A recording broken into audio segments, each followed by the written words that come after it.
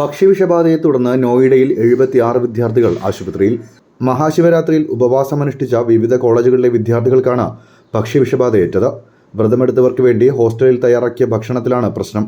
വയറുവേദനയും ഛർദിയും ക്ഷീണവും അനുഭവപ്പെട്ടതിനെ തുടർന്നാണ് വിദ്യാർത്ഥികളെ ആശുപത്രിയിൽ എത്തിച്ചത്.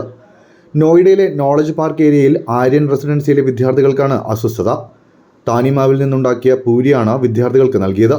വെള്ളിയാഴ്ചയാണ് സംഭവം റിപ്പോർട്ട് ചെയ്തത്.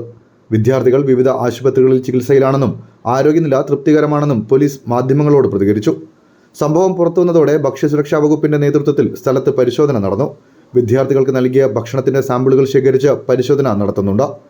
രാത്രി 9:30 ഭക്ഷണം കഴിച്ചെന്നും 10:30 അസ്വസ്ഥത അനുഭവപ്പെട്ടെന്നും വിദ്യാർത്ഥികൾ ദേശീയ വാർത്താ ഏജൻസിയോട് പ്രതികരിച്ചു. സംഭവത്തിൽ പോലീസ് വിശദമായ അന്വേഷണം നടത്തും.